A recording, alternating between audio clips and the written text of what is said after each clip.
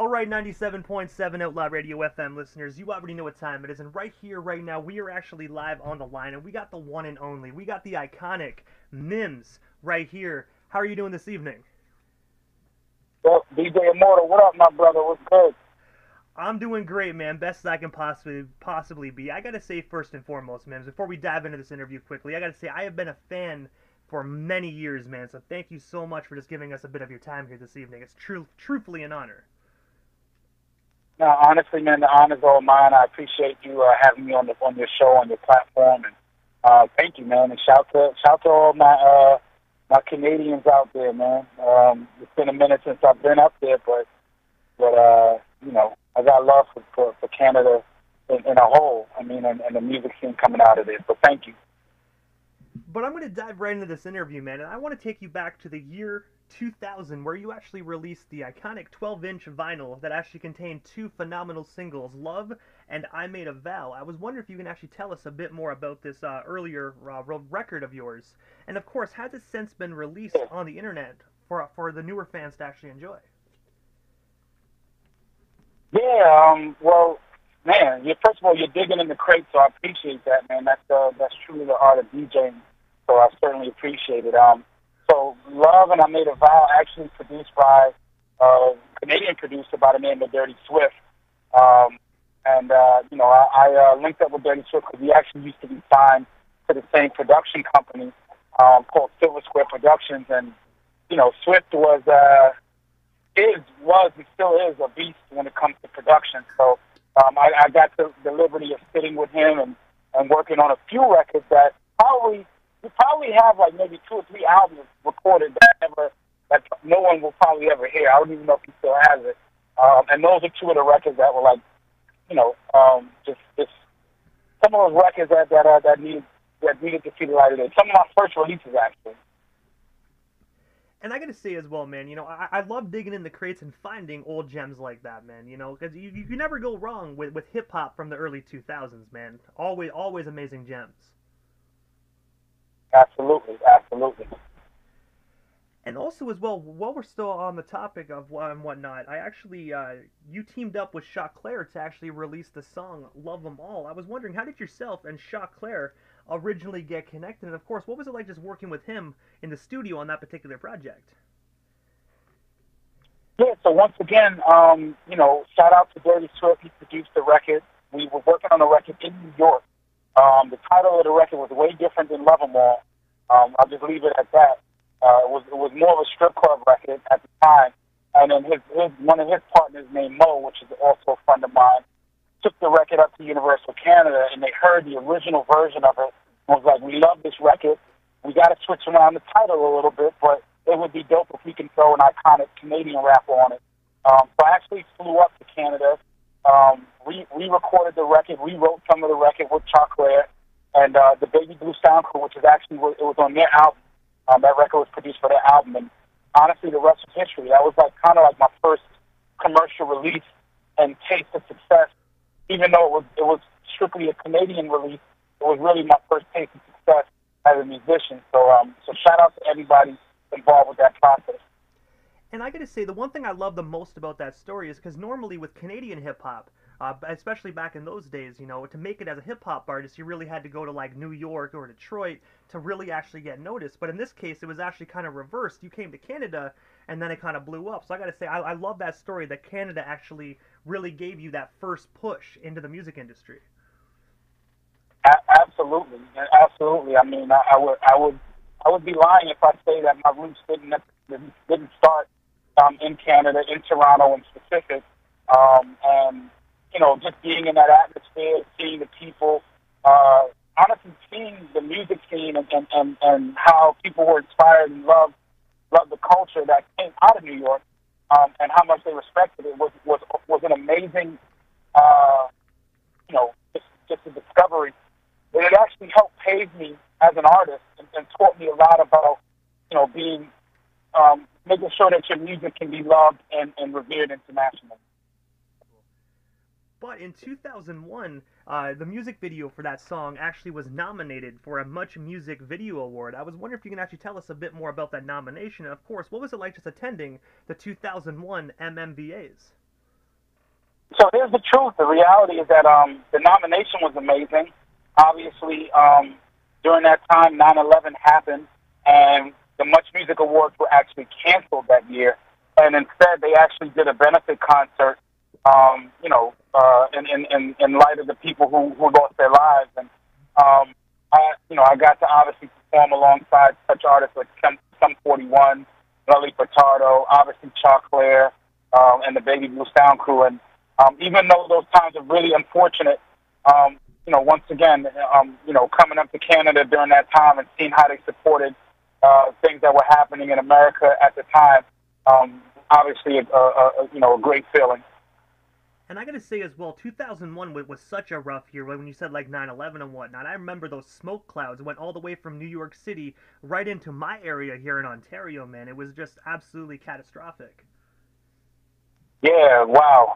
It really takes me back. Obviously, when you talk about me having success with a record and obviously, being able to collaborate with Canadian musicians and DJs, and then obviously you have something as tragic as 9/11 happen. It's like a weird feeling, right? So like on one hand, I'm celebrating the success of a record, and then on the other hand, I'm mourning the death of thousands of people who lost their lives, and we all kind of went into a state of mourning. So really tough times, and I'm hoping that some of the music that came out around that time helped people get through tough periods of time. And also as well, moving ahead the timeline just a little bit, on March 27th of 2007, you actually released your debut album titled Music Is My Savior. I was wondering if you can actually tell our listeners a story behind this timeless record, and of course, did you think it was going to be as big as it was when you first dropped it back in '07? Yeah, so I always like to say that first album, you have your whole life to work on it, right? So you, as an artist, you're basically hoping that you can build enough momentum for people to actually sit and listen to a body of work. I know that I had a huge single called This Is Why I'm Hot that's actually featured on that album, along with a couple of other records that we released. And, even till this day, I get people who hit me up about records that were on the project that have helped them get through some tough times and helped them party. And, so the release of that album was amazing. Really stapled. It was a staple in my career to be able to release a body of work commercially and actually get the support that I got from so many people around the world. So, and I gotta say as well, the one song I always adored off that record, man, is actually Doctor Doctor. I just love the inspirational meaning behind those lyrics. Yeah, I actually tell people all the time that's probably one of my favorite records that I've ever recorded. And it's weird when they say, like, there's certain things that you go through. I wrote that record before I was a commercially successful artist, but a lot of the things that in that record that I said in that record were relative to how my life became after the success of my projects that I released. So, it's weird how they say things are the tongue, but or maybe it's a divine intervention, as they say. I'm not sure, but that record will always be one of my favorite records off that project. And also as well, while we're still actually on the topic of Music Is My Savior, when you brought up a few moments ago about This Is Why I'm Hot, I know you've probably been asked this question multiple times, but as we already know, like you mentioned, that was one of the singles off the album, but I was always wondering, what was the inspiration behind that track that originally sparked the idea behind it? Because I gotta say, everything about that song was perfect, like the flow, the way it matched the beat, it was just phenomenal. Yeah, that song came together really like I want to say Voltron-ish, right? So like it wasn't a completed record when I left the studio with it. I actually had to get the record out to a producer by the name of DJ Blackout, who actually finished the production on that record, who produced around it. My inspiration, honestly, behind the record was kind of odd. I was in a place of frustration in the music industry, and I didn't really, at that time, being a New York artist and having not having much success releasing music, and then hearing the sound of the nature of where hip hop was at the time, I went in the studio and I started freestyling. And the first thing that came to mind when I was listening to the music I was writing to, I started freestyling. I said, "This is why I'm hot. This is why I'm hot. and I repeated it a few times. And if you listen to the first line of the record, it goes, "This is why I'm hot. I don't got to rap. I could sell a mill saying nothing on the track." And that was because at the time I felt like the state of hip hop was in this weird place where a lot of the music we heard didn't necessarily have much context behind it, and I was really just speaking my truth or how I felt, but using me in the first person, and then the record decided to take off. So, and shout out to anyone who ever supported that record. A very, very, very different, very unique way of blowing up, I would say. It's almost a gift and a curse. And before we move off the topic of that song quickly, I also remember as well that it contained samples from like Kanye West to like Mobb Deep, Dr. Dre, E40, etc.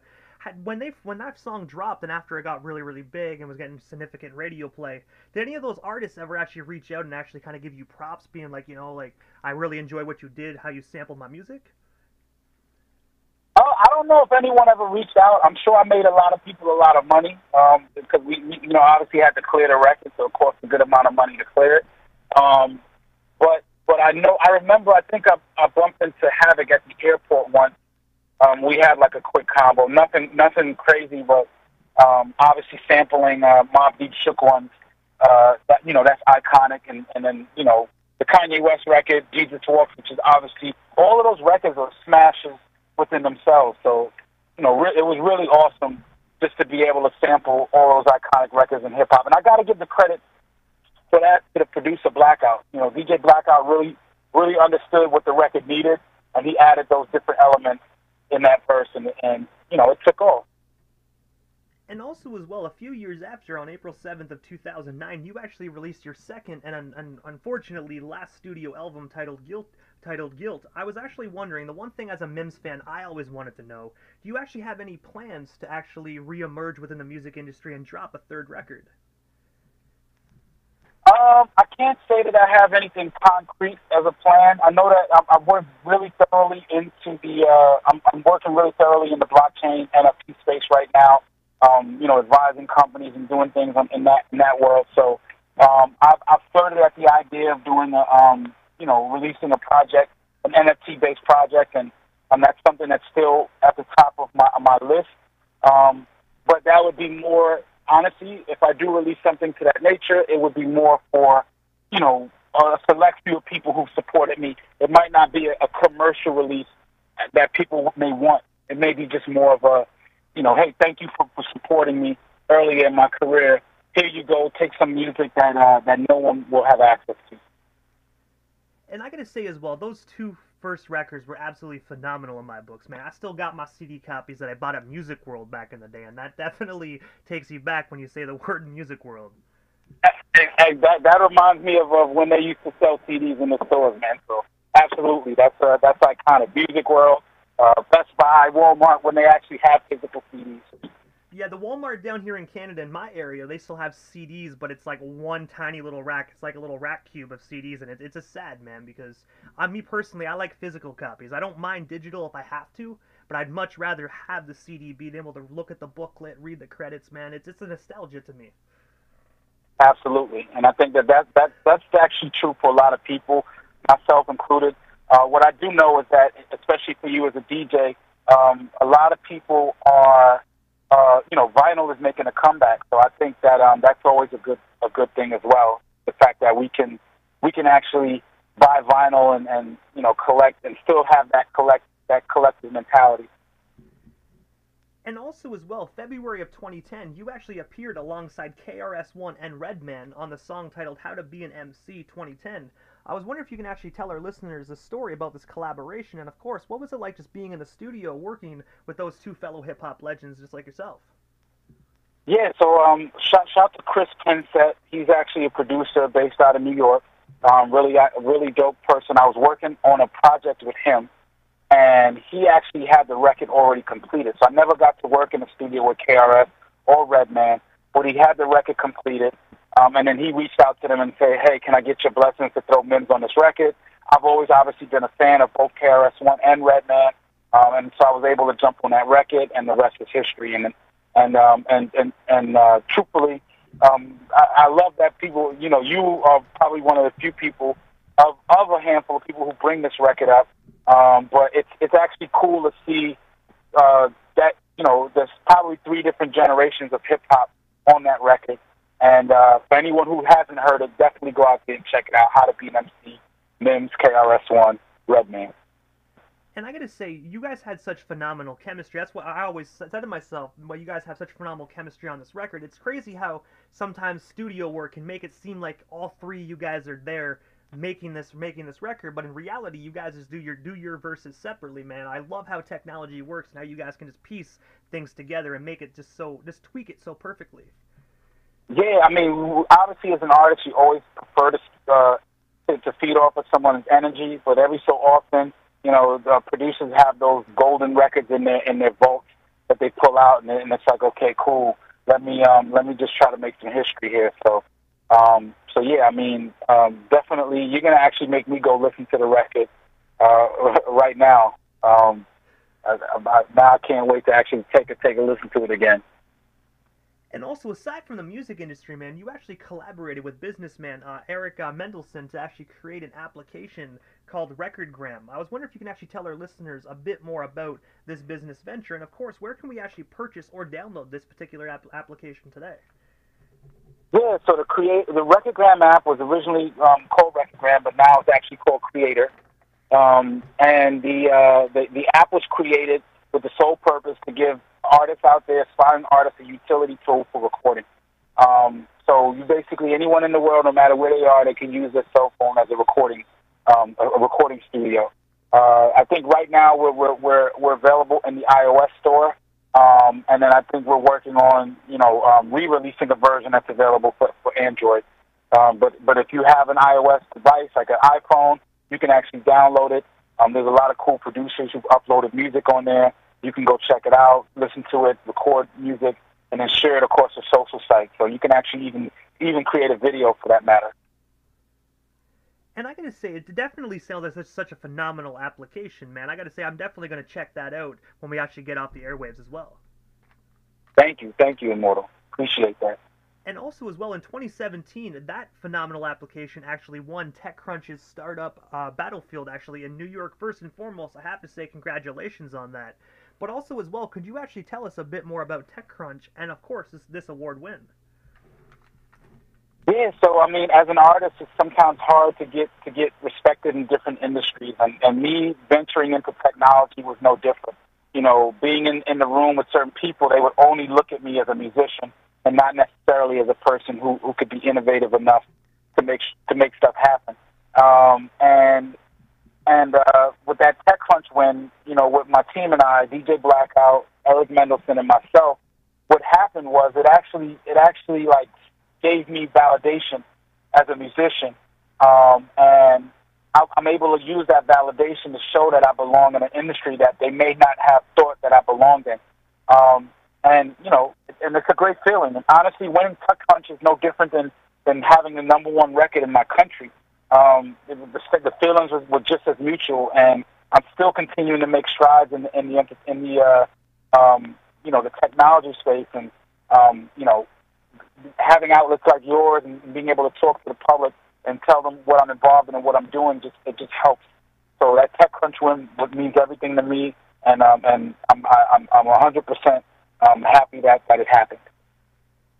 And also, as well, aside from actually potentially releasing, you know, like an NFT release, and of course this phenomenal application you have going on, what is next for yourself, Mims? Is there anything we happen to miss during this broadcast? Anything else you do still want to talk about or promote? Well, we still got you here live on the Canadian FM dial this evening.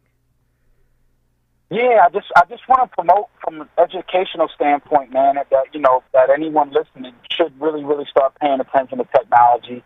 I know NFT is a word that has been frequently used for the last few months or a year. And, you know, technology is really going to change the way artists live and change the way that they're supported. And I'm an advocate to make sure that all artists are justly paid for what they do. And that doesn't just mean musicians. It means musicians, illustrators, you know, athletes, anyone who's in the art space. And has the ability to do something in the art space, they should start paying attention to technology And also, I'm getting involved in the whole metaverse space, in the Web3 space, play to earn gaming. So anyone out there who's a game player, they should start looking into play to earn gaming. So I want to spread knowledge and make sure that the world, stays relevant on the basis of technology. And also, Mims, this is the time in the interview quickly that I give a chance for the individual that slides into the radio station airwaves, just a chance to give like shoutouts to whomever they want to give shoutouts to, but most of all your social media handles. That way our listeners can follow you and stay updated on everything Mims. But we are a hip-hop radio station. We've been playing your music for years, so I hope they already hit that follow button by now. I appreciate it. And yeah, I mean, I'm somewhat of a ghost on social media. I don't use it as much as I should, but all of my handles are pretty consistent. At Mims Life, MIMSLIFE. And anybody out there, usually, if you want to have a conversation or strike up a conversation, hit me in the DMs. I'll try to check on it. If it's a good enough question, I always try to take time to answer back. I appreciate you for having me on the show. I know it's late, and I'm actually catching a flight out in a little bit tonight. So I mean, definitely, I look forward to actually one day even coming up there and doing this interview live on the air in person.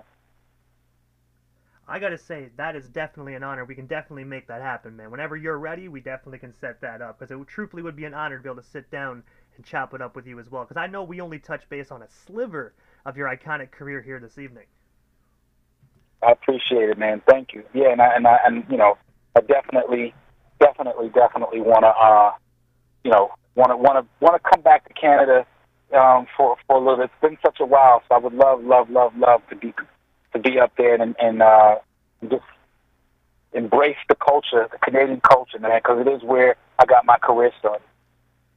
And I gotta say, first and foremost, man, before we part ways and whatnot, man, I just gotta say thank you so much for years of monumental music, man. I gotta say, your two records definitely helped me through a lot of difficult times when I was a younger man growing up. So for that, thank you so much, and on behalf of everybody worldwide that feels the same way as me, thank you, man. It definitely was an honor to be able to speak with you this evening, and hopefully down the line, like you said, we can sit down and actually do this in person.